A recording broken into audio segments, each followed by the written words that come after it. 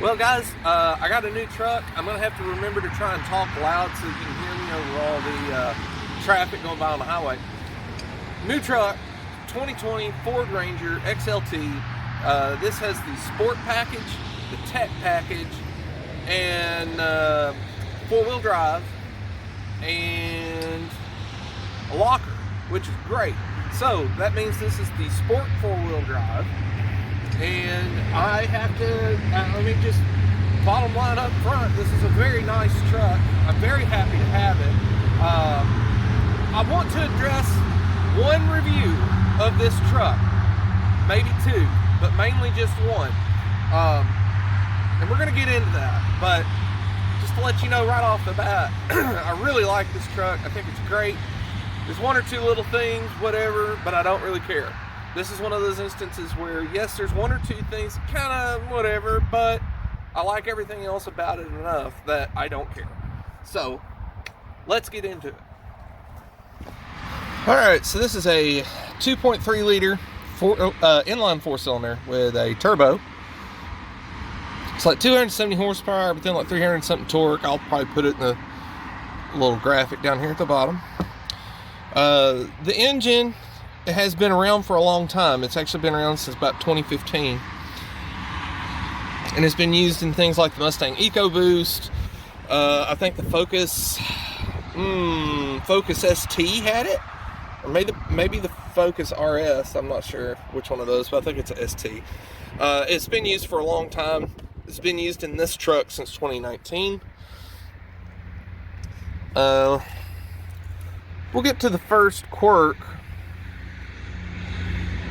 You see that little thing right there? Looks like it's got this right here. That's like a big block of foam sitting on top of it. You know why that is? That's because that is your injector pump, and it sits right at the back of the engine, right in the center, right? The only kind of unpleasant noise that I get from this engine is that pump.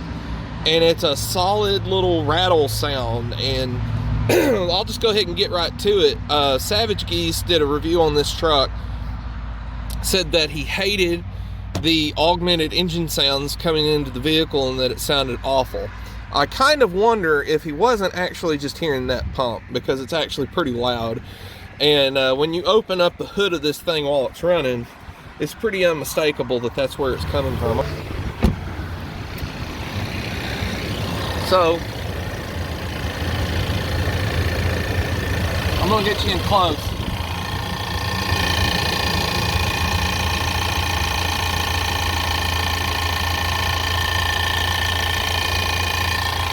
That rattle is coming from that.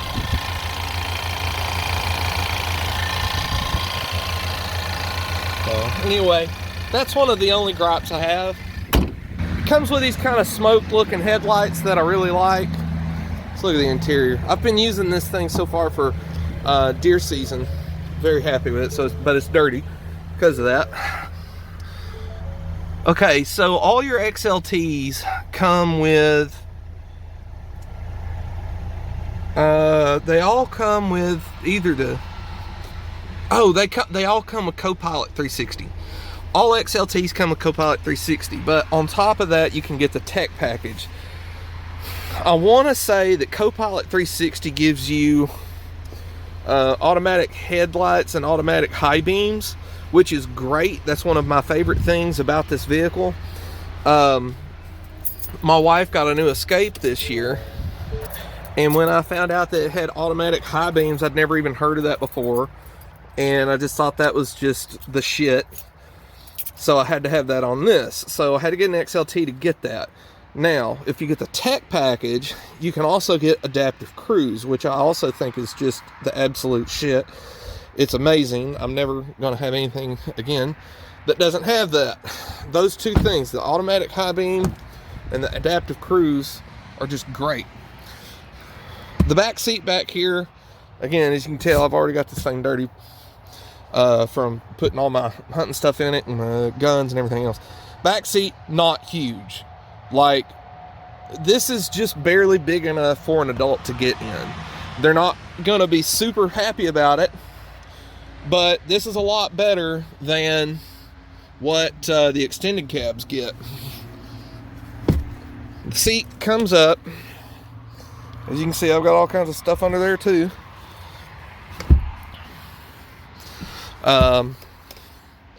The back, there's a little latch over there. You can pull it. This pulls forward, and I've got stuff back behind here too. So I've got behind here, under there. I got stuff all in the truck. Came with a bed liner. Got mounting points there, there, and there. There's no rail at the top. There's no lights that I know of. This was, I don't know that this was a factory installed or dealer installed. I kind of want to say it's a dealer installed, because I think the factory does a spray in. The taillights are all LED. They look good. The truck looks good. I think this is just about one of the best looking mid-size trucks on the market. So you get a locking tailgate, which is nice, and it is actuated by the key fob here. The tailgate is not dampened. I don't give a shit about that. You'll see reviewers that are just like, man, this tailgate just ain't dampened, man. I don't know. Who gives a shit? So, let me have a sit down here. This tailgate's wet too, by the way. I do this for you. So, I wanted to talk a little bit about Savage Geese. I've already talked about how he may have been wrong about the augmented engine sounds. Maybe he's not, but he might be. I don't know. Savage Geese hated this truck. Absolutely hated it. And I'm not exactly sure why he didn't like it that much. He seemed to be comparing it to everything. Not just trucks, but cars. Everything he's ever driven is what he seemed to be comparing this to. Comparing it to the mid-size class, this tows more almost than anything. I think the only thing that has a higher tow rating than this is the diesel Colorado, and it's only by like 200 pounds.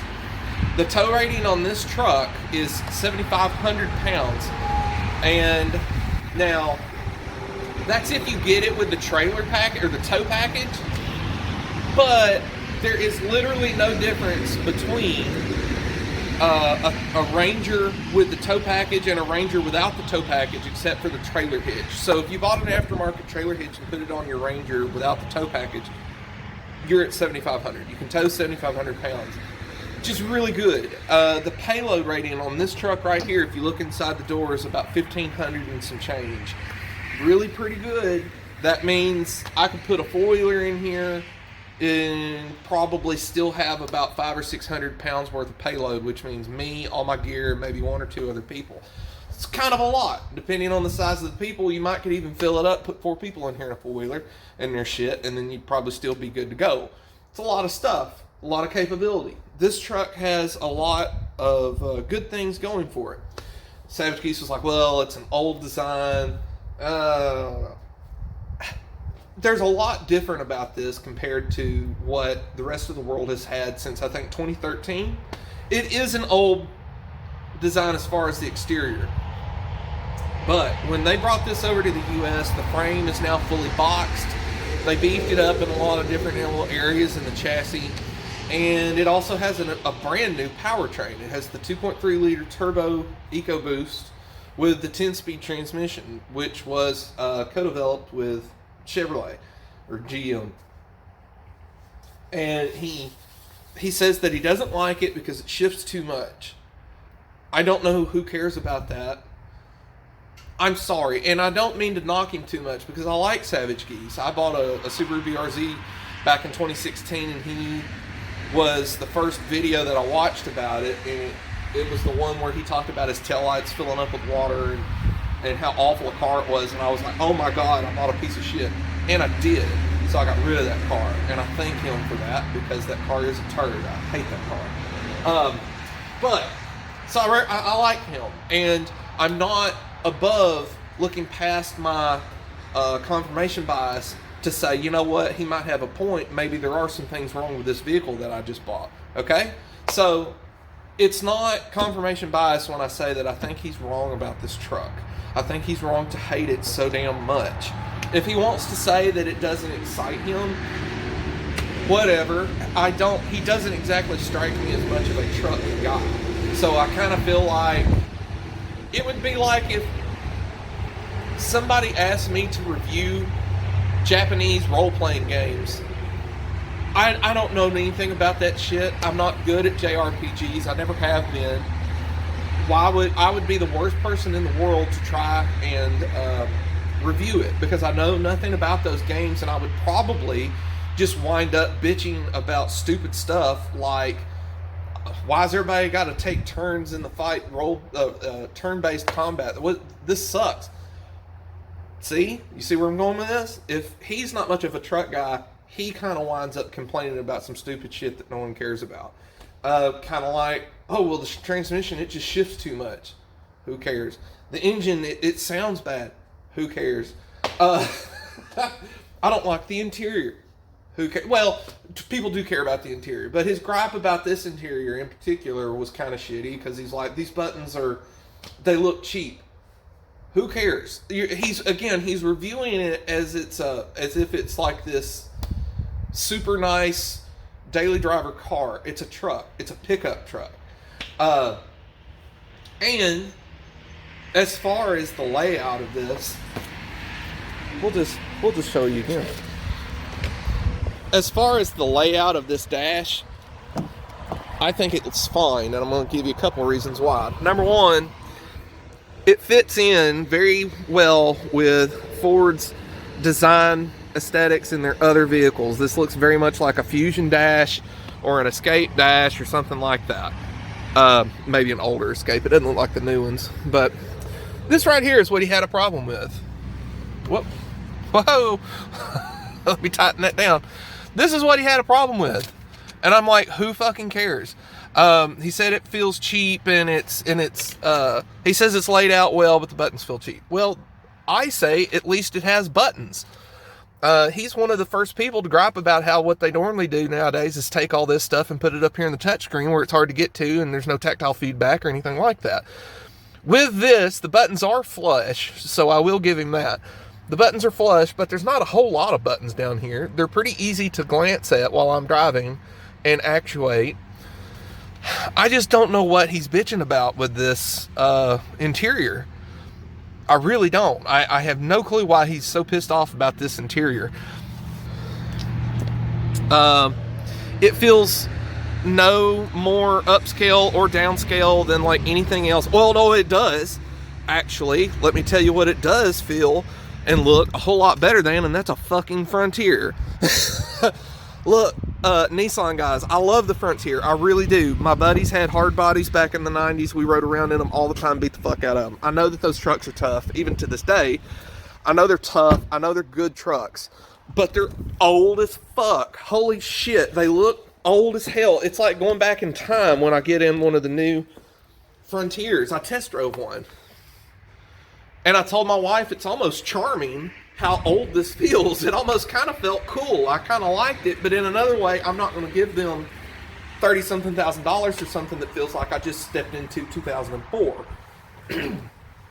So, and then Savage Geese also says, well, why would you get this when you could get Tacoma? They're much more reliable. I think he's forgetting that the Tacomas have had transmission problems since 2016. I think he's just generalizing right there and not actually looking into what he's reviewing. Like I said, this engine has been around for about 5 years now. The transmission's new, but the transmission has also been around for a few years now too. Not quite as long as the 2.3, but I think the 10-speed came out, this is a 20, I think they came out in either 17 or 18. So it's 2 or 3 years old at this point. I mean, it's not like you're buying a first model year. Actually, that's one of the reasons why I kind of liked the Ranger. It's a new truck. It's a new truck for Ford here in the United States, but as far as what it's built out of, it's all built out of things that have been around for a little bit in other places in different ways. And so in that way, you could get away with buying a 2019 Ford Ranger, and you shouldn't feel bad because you're not buying the very first year model of a truck. This body has been around since like 2013. The frame has been around since 2013. The engine's been around since 2015, and the transmission's been around since, like I said, 2017 or 18. They've tweaked it, they've made some changes, but everything in this truck, as of 2019, not 2020, but 2019, everything in this truck has some kind of a history somewhere else in Ford's lineup, be it in other countries or other applications. Everything in here has been somewhere else for a little bit by the time 2019 rolled around. So I don't really know what he's talking about with it not being reliable. And I don't know what he's talking about when he says that the Tacoma is so much more reliable. I don't know what he's talking about when he bitches about the dash. I don't know what he's bitching about when he talks about the sound system. He really griped about the high-end frequencies on this sound system. And I have to think, who the fuck cares? I'm sorry, but I don't give a shit about that. Again, this is not a vehicle for an audiophile. This is not a vehicle for some snob to get in there and, look around and just really critique, the high-end frequencies of the sound system, the note of the engine. This is a truck, and again, I'm not trying to be smug. I'm not trying to be an asshole, because I do like the guy. This is a case of, I'm not mad, I'm just disappointed. Because Savage Geese has done so many other videos that were so good, and then the Ranger video, I feel like he just shut that out because he didn't give a fuck. And you can tell on the look of his face in the video, he doesn't give a shit about this truck. He's not interested in it. He doesn't want to review it. I don't think he took the time to research it like he should have. I don't think he looked at its competition very well, because he would have at least talked about how the Frontier is ancient at this point. It has a new engine, though, by the way. But it's a new engine. It's not proven in any other application. I think it was new for 2019 or something, or 2020 maybe. But it really is new. But he just, who cares about the sound system? The only gripe of his that I will agree with is the engine note can be pretty rough. But I don't think it's because of the augmented engine sounds. I think it has more to do with that injector pump. This engine runs fuel pressure, something crazy like 3,800 PSI at the injectors. It's insanely high. So that pump is just nuclear in there, going nuts all the time, and I think that's what you hear. Ford obviously knows that that's a loud component under the dash, because as I showed you, it's got that big, thick foam on, over the top of it. They know, and honestly, if it bothered me a whole lot, surely I could get some moving blankets or something, cut them up and get some zip ties and put even more NVH on that pump to keep it from bothering me. But honestly, I've just kind of gotten used to it and I don't care. The rant is over about Savage Geese. I'm going to leave him alone. And like I said, I do like the guy. I just feel like he botched that review very badly. Let's move on to the truck, though, okay? With this being an XLT, with the tech package, I think that is, and the locker, can't forget the locker. The locker is not part of any package, except for like FX4.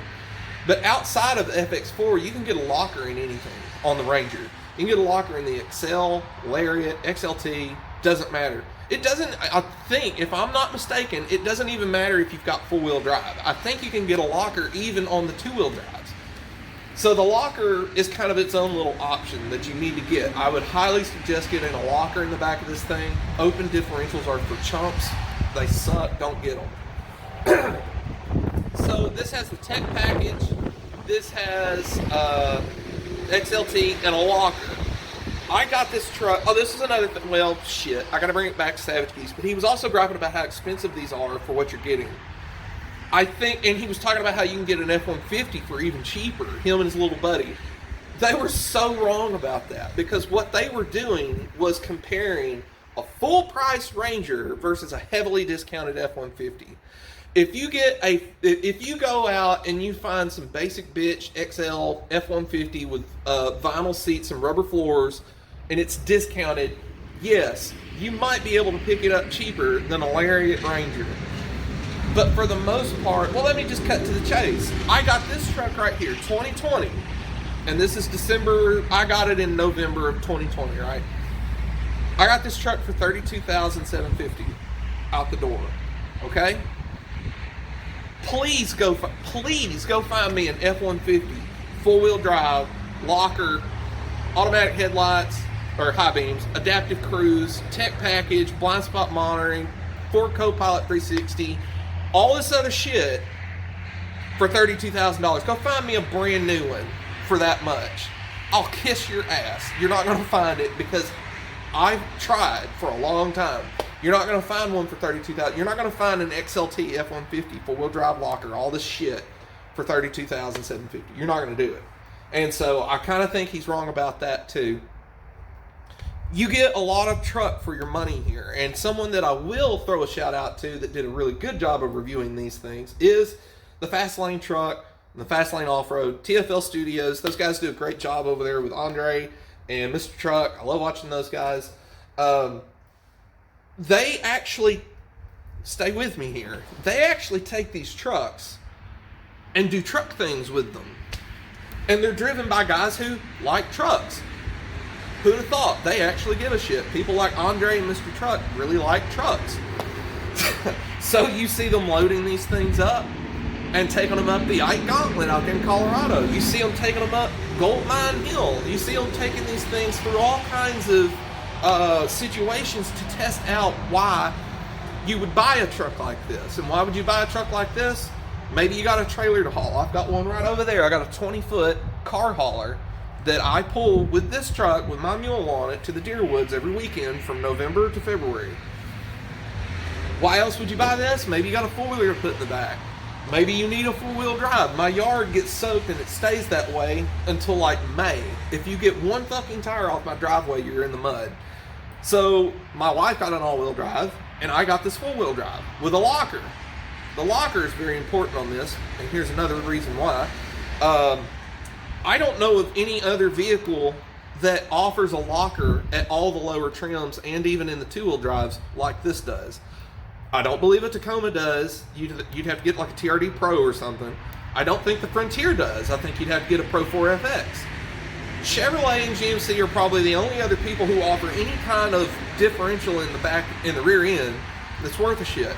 And it's probably, unless I'm mistaken, the G80 by Eaton, which is a really good mechanical limited slip system. It's really good. It's not a locker, but it's a limited slip that runs with gears and metal to metal components and not clutch packs. It's not a true limited, it's not a clutch based or friction based limited slip. It's a mechanical limited slip. It's a really good diff, but it's not a locker.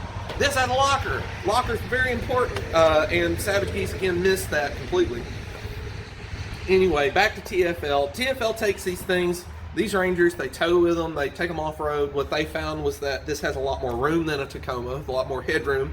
Mr. Truck's hat was hitting the roof in the Tacoma, but in the Ranger here they were much more comfortable. Mr. Truck had a few problems with the ergonomics in this truck, which I will kind of agree with. The window switches and all that are kind of a little far back. That's not a big deal either. But he brought it up, but also admitted that it's not a big deal, and I commend him for that. A lot of people talk about this truck being really fast. I don't think it's slow, but here lately I don't know if I trust my own butt dyno anymore because I had a MT-09 for a hot minute, and I didn't think it was just super fast. That's a whole video for another video, but because of that, I don't know if I trust my butt dyno anymore. I think this truck is fine. I think it's got a lot of power. I think it feels really good. It does shift a lot, but I'm fine with that. If I really don't care. If it gets me a little bit better mileage in the long run, then who cares? Ford is putting this 10-speed in damn near everything they got now. I think it's even in the F-250s at this point, which is insane. So it's here to stay. And to me, griping about this, griping about the augmented engine sounds, it's like griping about seatbelt chimes. I mean, the shit's been around for a long time now. There's no use in griping about it anymore. There's no use in griping about the 10-speed transmission. These things are here to stay. It's like 4 or 5 years ago, I used to gripe about auto start and stop I don't gripe about it anymore. You know why? Everything has it. There's no use in griping about that anymore. Speaking of, this truck does have start and stop. I have gotten used to it and actually do kind of like it. When I'm running on fumes, which I do very regularly, it's nice to know that when I come to a stop, it's literally doing everything it can to make sure I get the most miles out of those last couple gallons in my tank. That's very cool. I actually kind of like it. But back to the packages and all that, I keep trying to get to this point and I'm not doing it very well. XLT is, if I was going to suggest to you which Ranger to get, I would say this one, exactly this one. I would say except maybe the Sport package. Now, I think the Sport package looks really nice. The Sport package just means you've got like some magnetic painted wheels and trim pieces, like your grill and your side plates where the badging is. That's all painted. Well, it's a color they call magnetic. That's the Sport package. That's take it or leave it for me, although I do think it's a nice looking package. So I would say if you're looking to get a Ranger, I would say get the crew cab, because the extended cab is entirely useless. You may as well honestly just get a regular cab, which is not offered in this truck. The extended cab is entirely too small. It's ridiculous. Get the crew cab, because even the crew cab, in my opinion, is kind of small, but it's way better than not having any back seat at all. Like I said, an adult can get back there and you can make it work. They might not want to take a long trip back there, but if you're just running someone to town for a minute or going to lunch with somebody, they can very, very easily get back there and make a go of it. So I'd get the crew cab. I'd get four-wheel drive if you need it, if you think you need it. But even if you do get a two-wheel drive, I would say get the locker. It's like Angry Video Game Nerd, when he was talking about Friday the 13th, he said, get the knife. Or was it Castlevania 2? I don't remember. But forget the knife, get the locker. Get the locker. Also, I would highly suggest getting an XLT and a tech package, because the XLT gets you the auto headlight stuff, which I think is extremely cool, and then the tech package gets you adaptive cruise, which I also think is very, very cool. This truck has, it's got lane keep assist, which I didn't like at first, but once you get used to a lot of these things, the truck damn near drives itself. It's really cool. It's got a lot of nice tech in it that probably a lot of other new vehicles have this same stuff. I haven't had a brand new vehicle in like 4 years when I bought that BRZ. So a lot of this is new to me. I'm getting used to it, and I'm actually really liking a lot of it. I like the lane assist. I like the start stop. I like I love the adaptive cruise. The adaptive cruise and headlights, like I said, I'm never going without that again. From now on, anything I have, I'm gonna want it to have that on it. It's a good looking truck. That video from Geese. Oh man, I'll tell you what. Someone else. Let me call out someone else. Let me start some more shit. Regular car reviews. I haven't watched him in a couple years, and the reason is because he literally made a video that said some of, quite literally, the dumbest shit I think I've ever heard in a car review video. And this was not him being funny. I understand that he makes a lot of jokes, does a lot of things. One of his old Ranger videos, he honest to God said that the old Ford Ranger was built on a Taurus platform. What in the holy hell is he fucking talking about? The Taurus was unibody design and the old Ranger was body on frame. Literally, what are you talking about? The fuck are you talking about? So I honestly quit watching him. He also said that the old Rangers were like only good for 100,000 miles, and you just had to get rid of the engine. If you got 100,000 miles out of that engine, boy, you were lucky.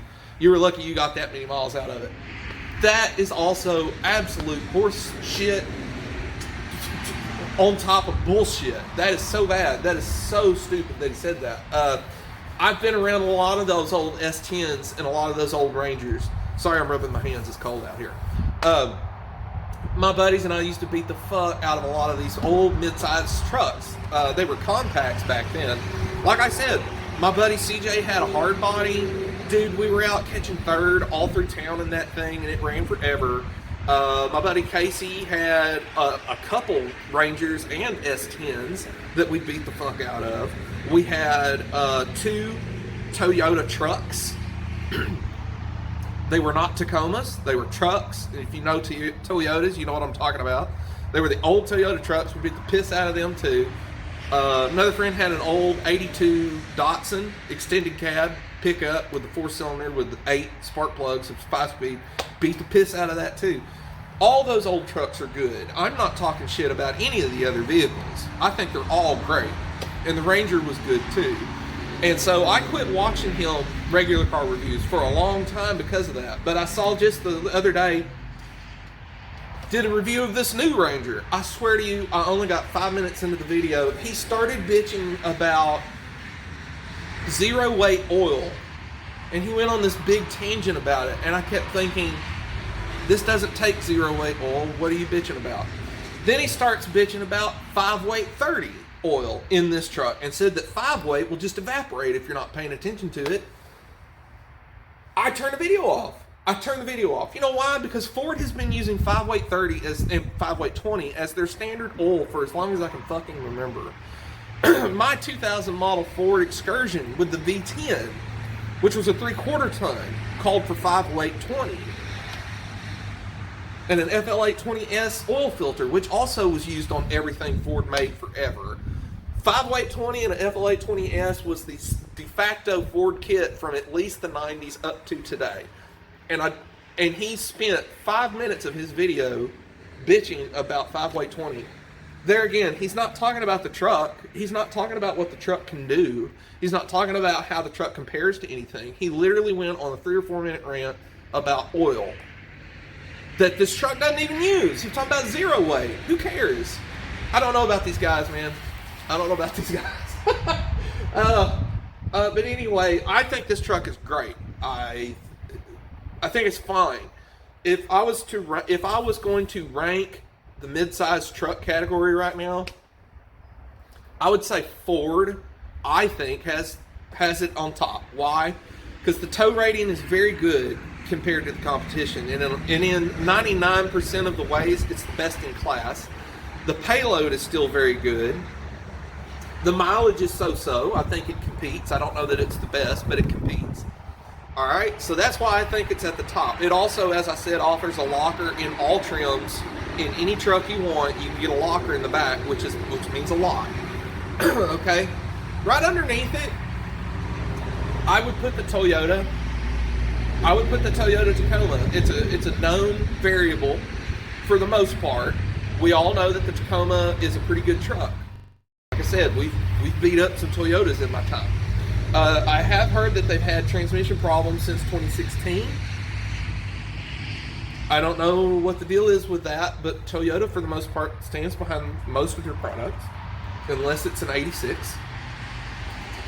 So I would say I'd put it number 2, just because it's the Tacoma. I will generalize, just like Savage Geese did. It's the Tacoma. I'll put it at number 2. Number 3, I would say, is the GMC and the Chevrolet Colorado and Canyon, the twins. I'm not nearly as big on GM as I used to be. I used to be a big GM guy. The Colorado has more. The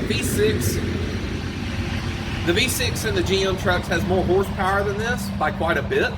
It's like 310 horsepower, something like that. It's a lot of horsepower. Torque, not near as much as this, and it comes on a lot higher in the power band. So for those trucks to get the power of that V6, you're going to have to rev it up a lot higher, and you're going to have to stay in that power band up top. I don't like peaky engines, not in a motorcycle, and not in a car, and not in a truck. I hate peaky engines. It's one of the reasons why I didn't like the BRZ. Of course, the BRZ came with 2 peaks because it had a dip in the middle. But I don't like peaky engines, so this was a lot better fit for me because the turbo on this produces torque way lower. It's like 2,500 or 3,000 RPM, something like that's where you get peak torque on this thing. On the Chevrolet, it's more like 3,700 or 4,000 or something like that. It's a lot higher. So I would rank it 3rd. And again, this is me saying that none of these trucks are bad. The Chevrolet and the GMC, those are good trucks too. Last, I would say Nissan, and that hurts my feelings because I really like the Nissan Frontiers. But again, holy shit, how long can you run a truck into the ground? They put a new V6 in it this year, and I hope that does very well for them. They got a new body style coming out here pretty soon, and I hope that does really well for them. I want Nissan to succeed. That's my review. I hope I didn't bitch too much about these other guys. I'm not trying to start a war. I'm not trying to start shit with them, because I like Savage Geese. The other guy. But yeah, y'all have a good one. If you have any questions or comments, let me know. If you have anything you'd like to see me do in this truck, let me know. I've used it for deer hunting this year, and I've hauled, I'll just show you. I've hauled that trailer. That's about a 20-foot car hauler. I've hauled that and this mule. You can see all the mud on the mule because I've had it out in the woods. Hauled that around for like 2 or 3, or about 2 months now. And this truck does it fine. I will say this. This truck gets, I'm averaging about 22 miles per gallon on each tank if I'm not pulling that truck, which doesn't happen often right now. Or if I'm not pulling that trailer. If I'm pulling that trailer, the mileage on this drops to shit. Like, it drops down to, like, pulling that trailer, I think I'm only getting like 14 or 15 miles per gallon. Which sounds bad, but you know, if you were buying a truck to tow all the time, you would buy the F-150 or the F-250. I really only need to pull a trailer with this truck a few months out of the year when deer season is in, and that's it. So, I'm fine with that. I'm very happy with the truck. Very happy with the truck. I'm happy with just about everything on it. I think this is one of the best loadouts you can get on this truck with these options and these packages. I think it offers a really nice balance between a Lariat and an XL, which I guess is what an XLT is supposed to do. But this has the touchscreen navigation and all that in it. 4 or 5G Wi-Fi, I don't know. It's got all that, but it's got cloth seats, so it's a nice trade-off. This had like the best combination of options for me, because I don't care so much about leather seats and chrome, but I do like a locker and the touchscreen and some of the other tech stuff in it. Really cool truck. It pulls the trailer very well. I had the Ford Expedition. Ford Expedition had the independent rear suspension, and it wouldn't really move around a whole lot, but you could just kind of, it felt a little floaty up and down. This feels a lot more solid pulling that trailer. The Expedition pulled this trailer easier as far as the engine wasn't straining as much, but this pulls it a lot more stable. The rear end and everything just feels planted using this, pulling that trailer. So, if you have anything else you want me to talk about, any kind of video you want me to do with this, let me know in the comments below, and we will catch you next time. We'll see you later.